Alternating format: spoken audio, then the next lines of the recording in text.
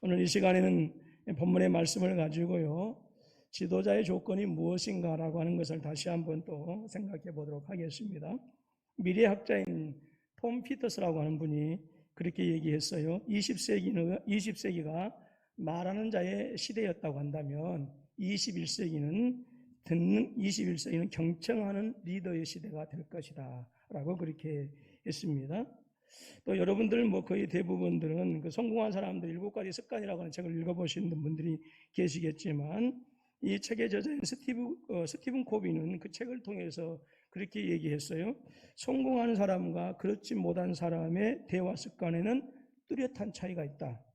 그 차이를 단 하나만 들라고 한다면 나는 주저없이 경청하는 습관을 들 것이다 라고 그렇게 얘기했어요. 그러니까 7가지 습관이라고 하는 그 책에서 성공하는 사람과 실패하는 사람의 그 차이가, 가장 뚜렷한 차이가 무엇이냐? 어떤 사람은 말만 하고 어떤 사람은 잘 듣는다라고 하는 거예요. 미국의 저명한 정신분석학자인 칼 메닝거 박사는 또 이렇게 했습니다. 듣는 일은 신비한 자력을 가진 창조적인 힘입니다. 사람들은 자기 말을 잘 들어주는 친구의 곁에 머물고 싶어 합니다. 누군가 우리 말에 귀 기울여 줄 때에 우리의 존재는 만들어지고 열리고 확장됩니다. 나는 이 진리를 깨달은 뒤부터 모든 사람에게 애정을 가지고 그들의 말에 귀를 기울입니다. 처음에는 건조하고 하찮고 지루한 이야기일 뿐인지 모르겠지만 곧 그들은 거기에 마음을 담기 시작합니다. 그리고 그때부터 놀랍고 생생한 자신의 진정한 모습을 드러냅니다 라고 그렇게 이야기합니다. 그러면서 당신이 보이는 관심의 햇살은 말하는 사람의 꽃봉오리를 덮여서 만개하게 하고 그 빛 속에서 당신이 그 꽃을 감상할 수 있게 합니다 라고 그렇게 얘기합니다. 여러분, 이처럼 경청이라고 하는 것은 말하는 사람과 듣는 모든 사람에게 혜택을 가져다주는 놀라운 능력이 있습니다. 이 시간에는 이제 본문의 말씀을 가지고 지도자의 조건, 어떤 의미에서 이게 꼭 지도자의 조건만이 아니라 믿음의 사람들이 반드시 가지고 있어야 할 신앙의 덕목이라고 말씀드릴 수가 있겠는데요. 지도자의 조건, 경청이라고 하는 제목의 말씀으로 함께 은혜를 나누기를 원합니다. 사울은 집 나간 암나기 걱정은 고사하고 이제 자신들을 걱정할 아버지에 대한 염려로 함께한 사원에게 이제 집으로 돌아가자 암나기들은 고사하고 이제 우리를 걱정할까 두렵다라고 그렇게 하지요. 그때 사원이 사울에게 그렇게 얘기합니다. 6절 말씀 보니까 그가 대답하되 보소서, 이 성읍에 하나님의 사람이 있는데 존경을 받는 사람이라. 그가 말한 것은 반드시 다 응하나니 그리로 가사이다. 그가 혹 우리가 갈 길을 가르쳐 줄까 하나이다 하는지라.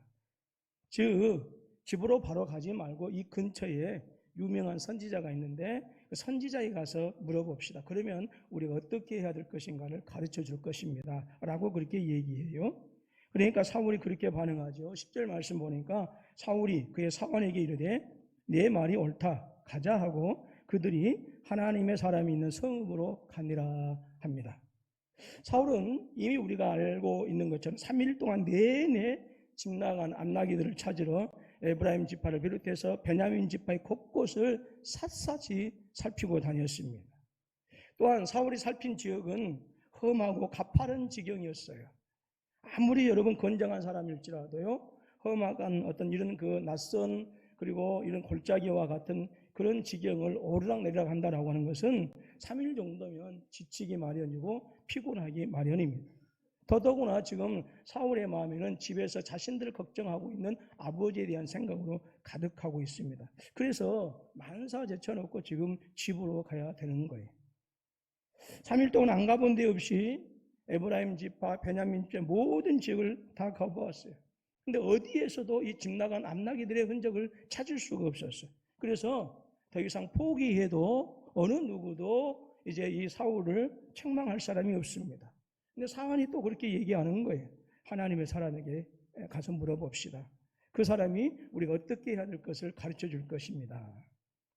사울은 사환의 이야기를 듣고 10절에서 그래 내 말이 옳다 가자 하고 그렇게 합니다.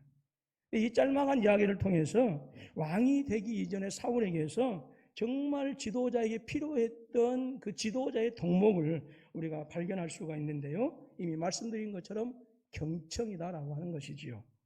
경청이라고 하는 그 사전적인 의미는 기울여 듣는다라고 하는 의미예요. 사울은 사환은 사울이 부리는 종입니다. 얼마든지 그래서 종이 하는 얘기를요 기등으로 흘려버릴 수 있어요. 아니면 아예 무시하고 그의 발걸음을 집으로 돌릴 수 있습니다. 그런데 사울은 그렇지 않았다라고 하는 것이지요.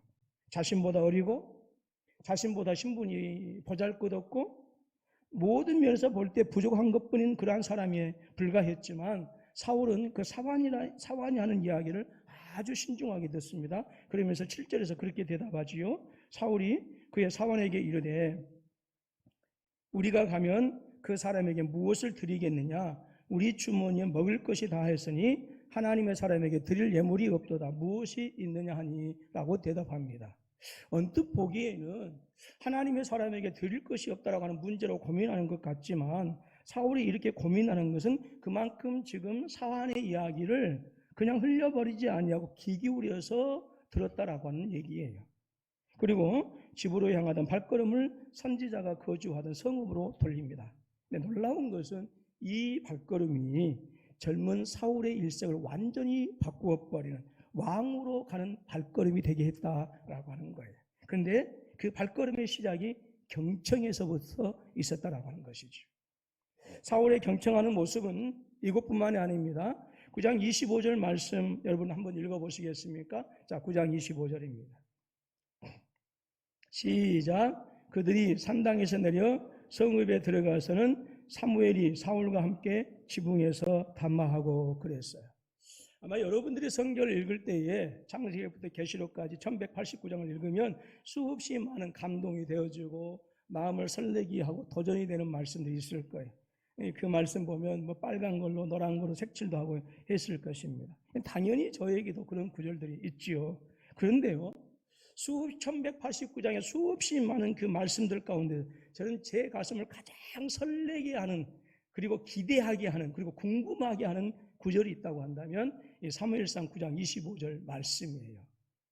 그래서 저는 이 구절의 제목을 지붕 위에 담마라고 이렇게 저는 따로 이 제목을 정해 놓았습니다. 여러분, 지붕 위에서 지금 사무엘 선지자와 사울이 만나지요. 근데 이 만남이 결코 평범한 만남이 아니다라고 하는 얘기예요. 당시의 이스라엘 정세는 한치 앞을 알 수 없는 그런 혼돈의 시대, 대단히 어지러운 그런 시대였습니다. 그리고 사사시대가 막을 내리고 새로운 왕정의 시대가 지금 오르려고 하는 그런 시기였어요. 즉 가는 구시대, 사사시대라고 하는 구시대, 그리고 오늘 새 시대의 만남이 그 지붕에서 이루어지고 있어요. 그러니까 두 시대가 한 지붕에서 지금 만나고 있는 것입니다. 근데 여러분들 지붕 얘기할 때에 여러분 이 기아집이나 초가집 그렇게 생각하면 안 돼요.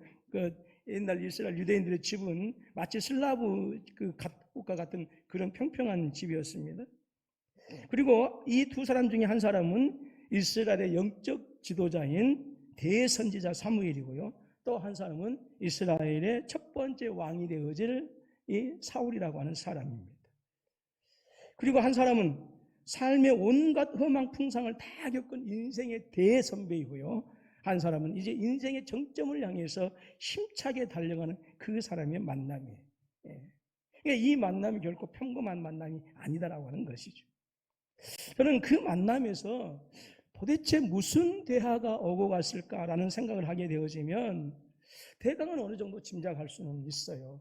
그 시대 혼돈스러운 시대에 대한 사무엘 선지자의 걱정과 염려, 그리고 하나님께서 이제 사울이 왕이 되어질 것이다라고 하는 것을 가르쳐 주셔서 그가 어떻게 해야 될 것인가라고 하는 것들을 그 만담을 통해서 얘기하지 않았겠는가라는 생각을 이제 하게 되어집니다. 그러면서도 너무너무 궁금해. 그래서 천국에 가면 물어보려고. 사무엘 선지자 그때 무슨 얘기 주고받으셨어요?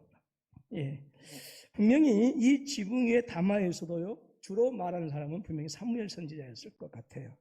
그리고 사울은 사무엘 선지자 얘기를 주의 깊게 경청했을 것 같습니다. 이미 말씀을 드렸던 것처럼 이스라엘 왕은 어떤 존재입니까? 하나님의 대리자이지요. 자신의 뜻을 가지고 나라를 다스리는 것이 아니라 하나님의 뜻을 자신의 통치 이념으로 삼아야 되고요. 그래서 그 하나님의 뜻을 자신의 통치 이념으로 삼고 하나님의 뜻이 이루어지도록 하는 역할, 즉 하나님의 대리자의 역할이 이스라엘의 왕이라고 하는 신분입니다. 하나님의 의의 통치가 자신을 통해서 이루어지도록 하여야 하는 그런 하나님의 대리자, 그 사람이 바로 이스라엘의 왕이다라고 하는 거예요.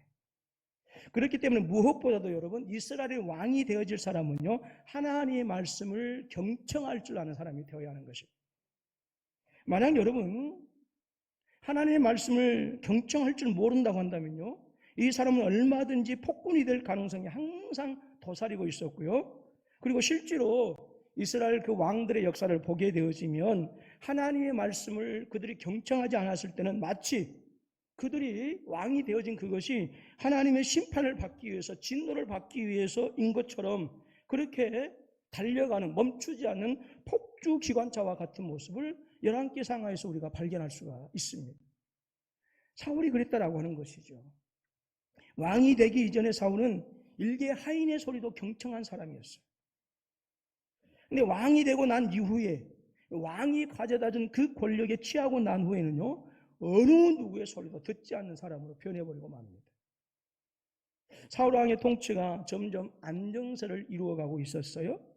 그때 사무엘 선지자가 하나님의 원수인 아말렉 족속을 다 진멸하라, 짐승 새끼도 남기지 말고 다 진멸하라고 하지요. 왜냐하면 아말렉 족속은 하나님의 원수였거든요. 이스라엘 백성들이 애굽에서 탈출해서 광야를 지나올 때에 아무래도 그 광야가 힘이 들고 어려우니까 좀 체력이 약하고 노약자들은 뒤로 처질 수밖에 없었어요. 근데 이 아말렉 족속들이 그 뒤에 처진 어린아이들, 노약자들을 약탈하고 죽였다라고 하는 거예요. 그래서 하나님께서 그들을 한마디로 평생의 원수 삼았어요. 그래서 이제 이스라엘 백성들이 어느 정도 안정을 되찾아가고 그리고 군사도 있고 어느 정도 이제 나라의 기틀이 마련해지니까 이때다 싶어서 아말렉 족속을 쳐서 진멸하라고 하나님께서 말씀하신 것이죠. 근데 사울은 하나님의 말씀을 전혀 경청하지 않습니다. 사무엘상 15장 8절로 9절 말씀을 우리 같이 함께 읽습니다. 시작. 사람의 왕 아각을 사로잡고 사울과 백성이 아각과 그의 양과 소의 가장 좋은 것 또는 기름진 것과 어린 양과 모든 좋은 것을 남기고 진멸하기를 즐겨 아니하고 가치 없고 하찮은 것은 진멸하니라. 하나님은 모든 것 하나도 남기지 않고 다 진멸하라고 그랬어요. 근데 사울은 진멸하기를 즐겨하지 아니하고, 즉 하나님의 말씀을 듣지 않았다라고 하는 거예요. 뿐만 아니라 아말렉의 왕 아각을 사로잡고 극진히 대적까지 합니다. 하나님께서 이 사실을 알고 이제 후회하시죠. 그리고 사무엘에게 이야기합니다. 가서 그를 조금 책망해라. 사무엘이 하나님의 말씀을 듣고요, 이제 사울의 진영으로 갑니다. 그래서 아각을 죽이기 위해서 사람을 시켜서 아각을 데리고 오라고 하니까 이 사태의 심각성을 모르는 이 아말렉의 왕 아각이 사무엘에게 나오면서 그렇게 얘기해요. 15장 29절 말씀 보니까 아각이 즐거이 오며 이르되 진실로 사망의 괴로움이 지나갔도다. 사망이 왜 그랬을까요? 사울 왕이 잡아가지고 아주 극진히 대접했거든요. 사무엘 선지자가 이러한 사울을 책망하면서 하나님의 뜻을 전달합니다. 사무엘상 15장 22절 23절 말씀입니다. 같이 또 읽습니다. 시작.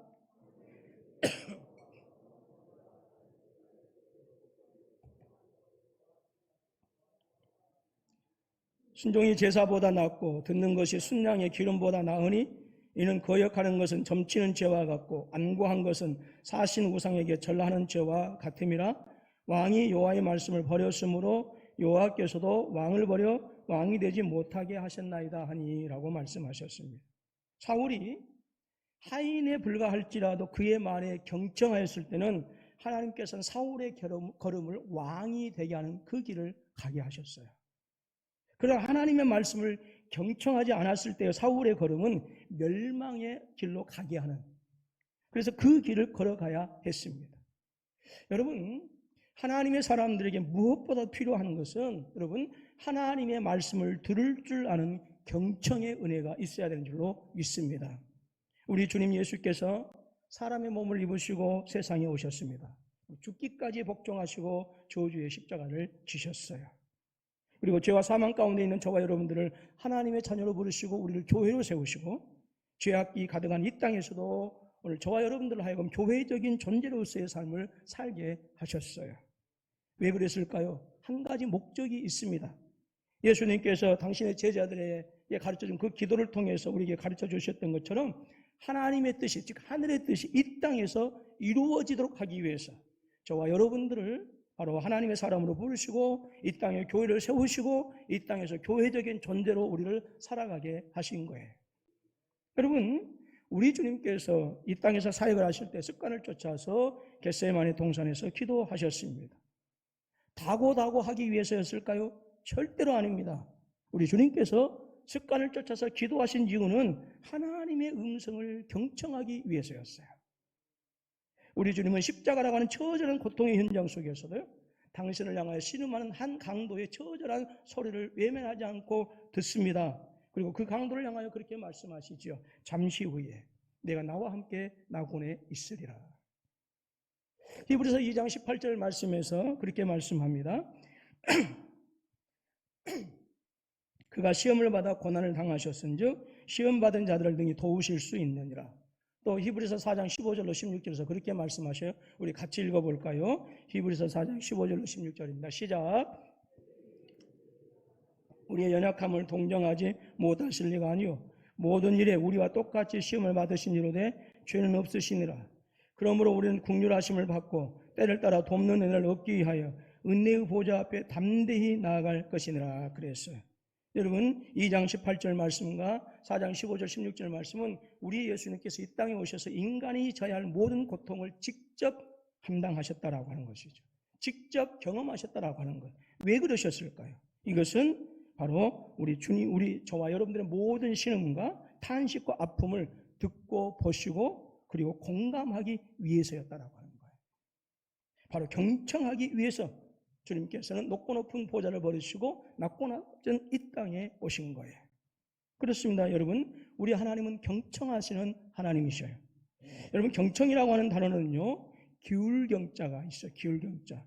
듣는 사람은 듣는 자세를요 약간 이렇게 기울여서 드려야 한다고 하는 그런 뜻이랍니다. 여러분, 저와 여러분들이 만약에 대화를 했을 때 제가 거만하게 앉아가지고 이렇게 하고 다리 한짝 딱 올리고 그래 얘기해 보세요 라고 하면 100% 시험 들걸요? 그러죠? 시험 안 들어요? 그러면 특별한 사람이고 100% 시험 듭니다. 그리고 들을 청자를 이렇게 분해하게 되어지면 귀 이자가 있고요. 그리고 눈목자가 있고요. 마음심자가 있어요. 근데 그 위자, 그 귀 이자 밑에 보니까 임금왕자가 있어요. 왕자가. 옛날에 임금들이 백성들의 말에 대해서 경청했을 때는 뭐예요? 그 백성들의 말을 듣기 위해서는 뻣뻣하게 서서 하는 것이 아니라 몸을 기울여서 백성들의 소리를 뭐하고 귀로 듣고 눈으로 보고 마음으로 공감해야 된다라고 하는 것이 경청의 의미예요. 단순히 귀로 듣는다라고 하는 의미가 아니다 그 말이에요. 여러분, 그런데 이 경청이야말로 하나님께서 이스라엘 백성들에게 베푸신 은혜였다라고 하는 것이죠. 출애굽기 2장 23절로 25절 말씀을 우리 같이 한번 읽습니다. 시작. 여러 해 후에 애굽 왕은 죽었고 이스라엘 자손은 고된 노동으로 말미암아 탄식하며 부르짖으니 그 고된 노동으로 말미암아 부르짖는 소리가 하나님께 상달된지라. 하나님이 그들의 고통 소리를 들으시고 하나님이 아브라함과 이삭과 야곱에게 세운 그의 언약을 기억하사 하나님이 이스라엘 자손을 돌보셨고 하나님이 그들을 기억하셨더라 그랬어요. 여러분, 우리 하나님은 이스라엘 백성들이 애굽에서 신음하고 있을 때에 그 신음의 소리를 하나님께서 귀로 들으시고 눈으로 보시고 그 이스라엘의 아픔을 하나님의 마음으로 공감하셨다라고 하는 거예요. 즉 하나님은 이스라엘의 신음과 탄식을 경청하신 거예요. 시편 18편 6절에서 시편 기자가 그렇게 노래합니다. 내가 환난 중에 여호와께 아뢰며 나의 하나님께 부르짖었더니 그가 그의 성전에서 내 소리를 들으시며 그의 앞에서 나의 부르짖음이 그의 귀에 들렸도다. 하나님께서 나의 신음을, 하나님께서 나의 탄식을, 하나님께서 나의 아픔을 경청하셨다라고 하는 거예요. 여러분, 험악한 세상에서도 왜 하나님의 사람들은 실망할 수 없습니까? 왜 하나님의 사람들은 좌절할 수 없어요? 설령 우리가 넘어진다 할지라도 아주 엎드리지 아니하는 그 이유는 하나님께서 나를 경청하시기 때문에 그렇다라고 하는 거예요. 시편 94편 18절로 19절 말씀입니다. 우리 같이 읽습니다. 시작. 여호와여, 나의 발이 미끄러진다고 말할 때에 주의 인자하심이 나를 붙드셨사오며 내 속에 근심이 많을 때에 주의 유한이 내 영혼을 즐겁게 하시나이다. 여러분, 우리가 큰 소리로 말할 때만 하나님께서 경청하시는 것이 아니라 놀라운 것은 내 안에 있는 마음의 소리까지도 하나님께서 들으신다라고 하는 거예요. 여러분, 그렇기 때문에 여러분, 요한복음 8장 47절에서 말씀하시는 것처럼 하나님께 속한 자는요, 하나님의 말씀을 경청하는 거예요. 하나님께 속하지 아니하는 자는 사탄의 음성을 경청합니다. 하나님의 사람들은 하나님의 음성을 듣습니다. 여러분, 지도자뿐만 아니라 모든 하나님의 사람들은요, 반드시 열린 귀가 있어야 합니다. 주님께서 말씀하셨어요. 야고보서 1장 19절 말씀에 내 사랑하는 형제들아, 너희가 알지니 사람마다 듣기는 속히 하고 말하기는 더디하며 성내기도 더디하라. 무슨 말이냐면 너희가 들을 때 잘 듣고 말하고 성내는 것은 조금 천천히 하라, 그 말. 여러분, 경청하지 않으면 사울왕처럼 자기 세계에 갇히게 되어집니다. 경청하지 아니하면 독단에 빠지기 쉽고요. 경청하지 아니하면 고립될 수 있고요. 경청하지 않는다고 하면 아무리 잘난 사람이라 할지라도요, 그의 삶은 애로울 수밖에 없고 고통할 수밖에 없어요. 여러분, 그래서 귀 기울여 경청한다라고 하는 것은요, 사람의 마음을 얻는 최고의 지혜라고 합니다. 따라서 합니다. 경청은 사람의 마음을 얻는 최고의 지혜입니다. 아멘입니까? 여러분, 고음을 막론하고 이야기하는 것이 쉬울까요? 듣는 것이 쉬울까요? 뭐가 쉬워요? 예. 아니, 크게 좀 들리기 좀 얘기해 봐요. 뭐라고요? 듣는 게 쉬워요? 예, 그러죠. 눈치 있는 사람들은 또 이제 말하는 게 쉽다고 할 것이요. 여러분, 거의 대부분의 사람들이 이 질문을 하면 10중 8구는 듣는 게 쉽다고 얘기합니다. 근데 공자가 그렇게 얘기했어요. 말하는 것은 2년이면 배우는데 듣는 것은 60년 걸린다. 듣는 것은 몇 년 걸린다고요? 60년. 그만큼 듣는다라고 하는 것이 어렵다라고 하는 얘기예요. 그런데 어렵고 힘든 것만큼 경청하는 힘은 놀라운 능력이 있다고 합니다. 그리고 시대가 흐를수록 경청의 중요성은요, 나날이 증가하고 있어요. 그렇기 때문에 리더라고 한다고 한다면 모든 하나님의 사람들은 경청하는 법을 배워야 합니다. 리더의 힘은 어디서 나오느냐? 지도자의 힘은 어디서 나오느냐? 자기 혼자서 말하는 게 아니라 다른 사람들의 이야기를 듣는 데서 그 리더의 힘이 나온다라고 하는 것이죠. 여러분, 제가 자주 요즘 하고 있는 그 책의 제목이 언컨택트라고 하는 책 제목이 있는데요. 거기에 보게 되어지니까 어떤 회사는요, 이제 그 재택근무를 하게 되어지면 어떤 회사는 뭐예요? 생산성이 오히려 더 높은 회사가 있다고 해요. 그러니까 회사에서 모이면 그냥 높은 사람들이 한 30분, 40분 얘기하다가 해산 이렇게 했는데 이제는 재택근무하면서 화상으로 연결해서 하니까 높은 사람이 30분, 40분 얘기하는 것이 아니라 말단 직원도 같이 얘기하고 그리고 그 얘기하는 것이 잡담으로 되지 않고 할 말만 하고 일을 하게 되어지니까 오히려 어떤 회사는 생산성이 더 높아졌다라고 하는 그런 일들도 있어요. 그런 회사도 있어요. 예. 그러니까 내가 무엇을 말만 많이 한다고 해서 거기서 리더의 힘이 있는 게 아니라 많이 경청했을 때 생긴다라고 하는 것이죠. 여러분, 사람의 마음을 얻고 싶다고 한다면 뭔가 하고 싶다라고 하는 의욕을 불러일으키는 힘을 여러분들이 가지기를 원하고 주기를 원한다고 한다면 여러분, 경청하는 자세가 있어지기를 주님의 이름으로 축원합니다. 경청은 상대방에게 신뢰를 줄 수 있는 가장 강력한 도구가 되어지는 것이고요. 경청은요, 상대방의 마음을 기분 좋게 해요.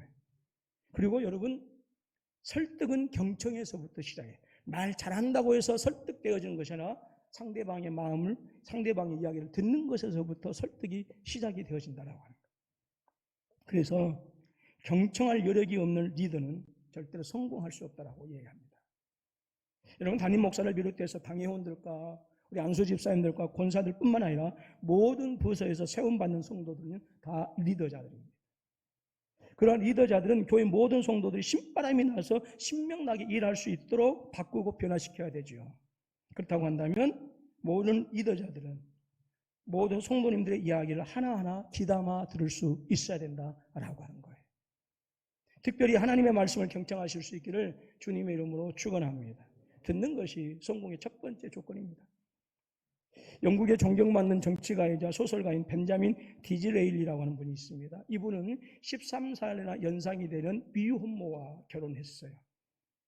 나이도 연상인데다가 이 아내 되는 이 13살 더 많은 이 아내는 외모도 그렇게 뛰어나지 않았습니다. 그래서 사람들이 디즈레일리를 볼 때마다 수근거려서 저 사람 아내 돈 보고 결혼했다.